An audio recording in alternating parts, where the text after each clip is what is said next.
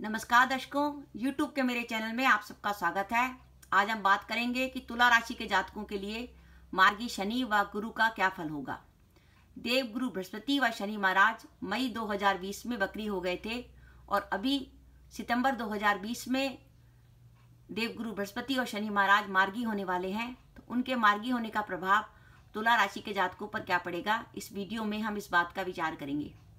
हम जो शनि व गुरु के मार्गी होने का प्रभाव देख रहे हैं, ये देख रहे हैं हम चंद्र राशि से।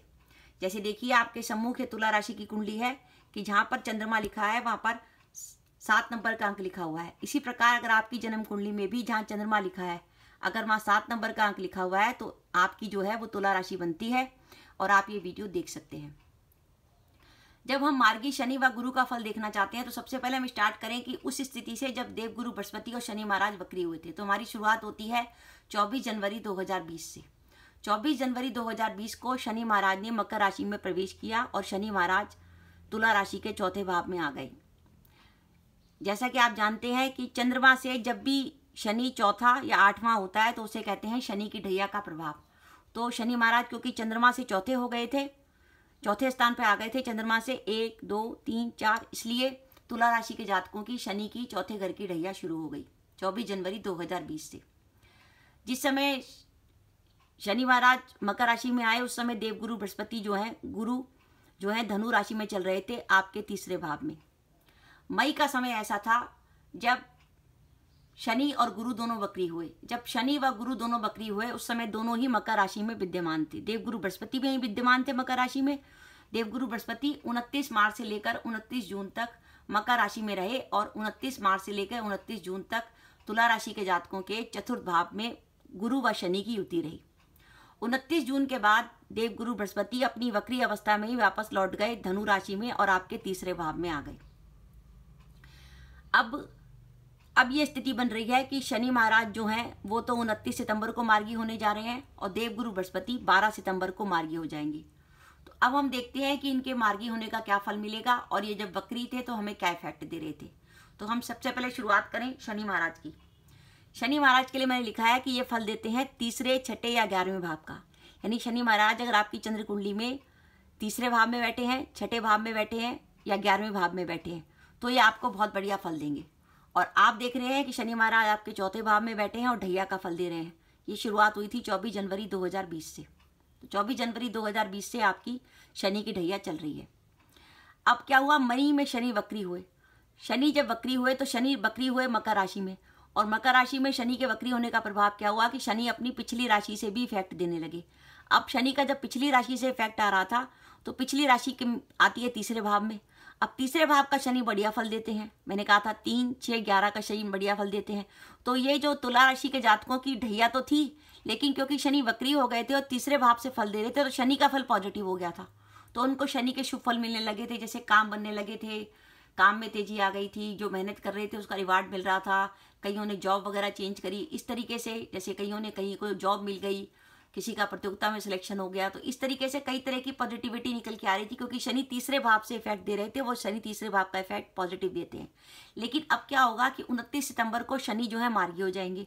शनि मार्गी हो जाएंगे तो शनि का तीसरे भाव का इफेक्ट तो खत्म हो जाएगा।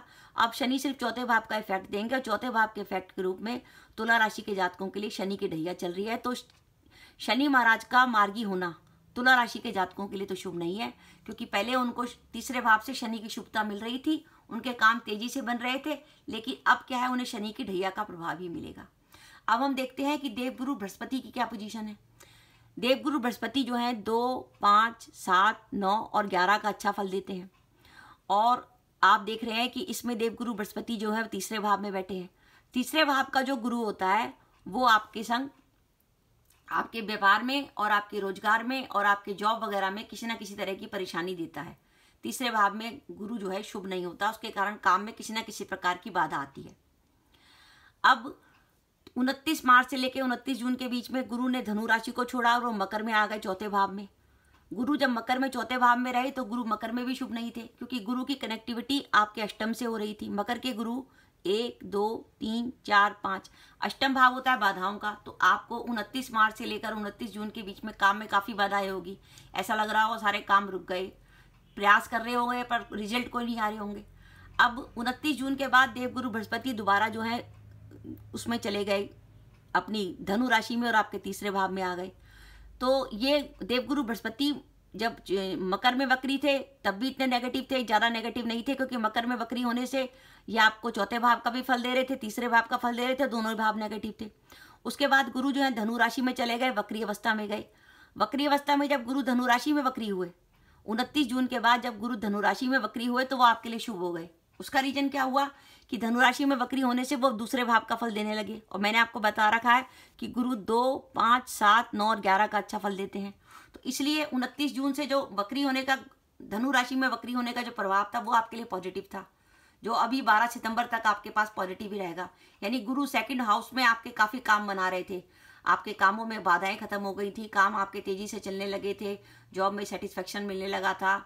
जैसे कईयों की शादी वादी की बात चल रही थी तो उनके विवाह के प्रस्ताव भी आ रहे थे, इस तरीके से काम तेजी से हो रहे थे। लेकिन अब क्या होगा, 12 सितंबर को गुरु मार्गी हो जाएंगे।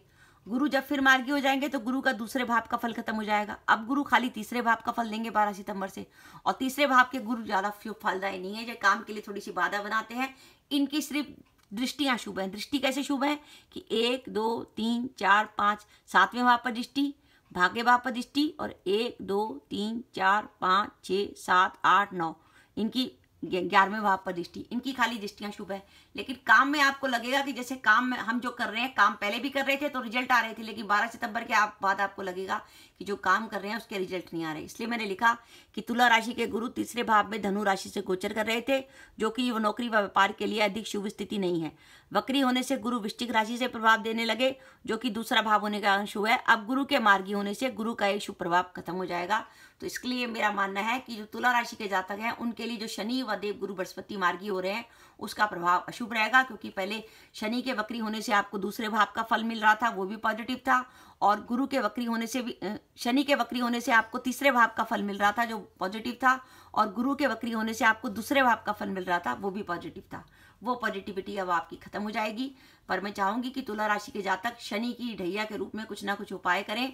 कम से कम हर शनिवार को शनि मंदिर जाएं और छायादान करें। छायादान के लिए कटोरी लें, कटोरी में सरसों का तेल डालें और उसमें 1 रुपये का सिक्का डालें और उसमें अपनी छाया देखकर शनि महाराज की मूर्ति पर चढ़ा दें। और शनि के प्रभाव को कम करने के लिए रोज जो है एक काली गाय को रोटी दें, कम से कम 2 रोटी जरूर दें काली गाय को, उससे आपके ऊपर से शनि का प्रभाव खत्म होगा। और साथ ही क्योंकि गुरु नेगेटिव चल रहे हैं तो गुरु का कुछ ना कुछ उपाय करें। आप किसी भी धार्मिक स्थान पे, मंदिर वगैरह पर शुक्ल पक्ष के गुरुवार से शुरू करके 3 गुरुवार तक मीठे चावल दान कर सकते हैं। शुक्ल पक्ष का गुरुवार वो होता है जो अमावस्या के बाद पहला गुरुवार आएगा, वो शुक्ल पक्ष का गुरुवार होगा। उस दिन से आप शुरू करके मीठे चावल, जिसमें या तो गुड़ डाला हो, पीले रंग के हो, या फिर उसमें आप केसर डाल के और मीठा चीनी डाल के या गुड़ डाल के उन चावलों को आप अगर आप देते हैं तो आपका गुरु का दान होगा।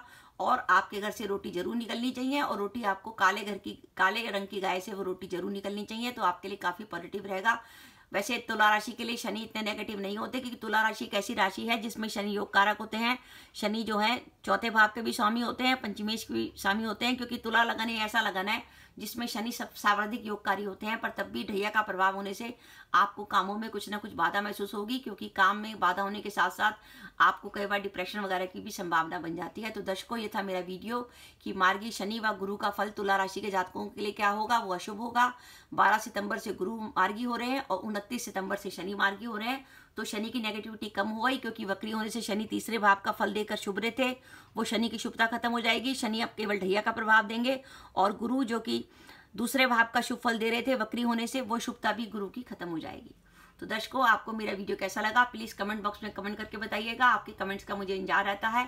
इसके साथ ही दर्शकों, अपना वीडियो समाप्त करने से पहले मेरी आप सबसे प्रार्थना है कि अगर आपने मेरा चैनल अभी तक सब्सक्राइब नहीं किया तो कृपया मेरा चैनल सब्सक्राइब कर दें, साथ ही बेल आइकन को भी दबा दें, जिससे जब भी मैं अपने वीडियो अपलोड करूँ उसके नोटिफिकेशन आपको मिल जाए। और इसके साथ दर्शकों, एक महत्वपूर्ण बात मैं और कहना चाहती हूँ। मेरे पास कुछ दर्शकों की शिकायत आई है कि कोई व्यक्ति मेरे नाम से आप लोगों को प्रेडिक्शन कर रहा है। मैं आपको क्लियर बता दूं, मैं ज्योतिष में कुंडली की प्रेडिक्शन करती हूं और उसके मेरे चार्जेस भी हैं, लेकिन उसके लिए जो मैंने आपको फ़ोन नंबर दे रखा है वो फ़ोन नंबर मैं ही उठाती हूँ, कोई दूसरा व्यक्ति इस फ़ोन नंबर को नहीं उठाता। इसलिए अगर आप मुझसे अपनी कुंडली दिखवाना चाहते हैं तो आप जो है मुझे अगर फ़ोन करेंगे, आपको मेरी आवाज़ सुनाई दे तभी आप बात कीजिएगा, अदरवाइज बात मत कीजिएगा, क्योंकि मैं बता देती हूँ कि मैं एस्ट्रो रीता चतुर्वेदी बोल रही हूँ। मैंने किसी भी आदमी को इस बात के लिए नहीं लगा रखा कि वो मेरे बिहाफ पे आप लोगों से पैसे ले या आप लोगों की प्रेडिक्शन करे। इसलिए आप इन सब धोखाधड़ी से बच के रहिए। मैंने जो अपना मोबाइल नंबर दे रखा है अपने थंबनेल के ऊपर, उसी मोबाइल नंबर पर आप फ़ोन करके मुझसे प्रेडिक्शन करा सकते हैं।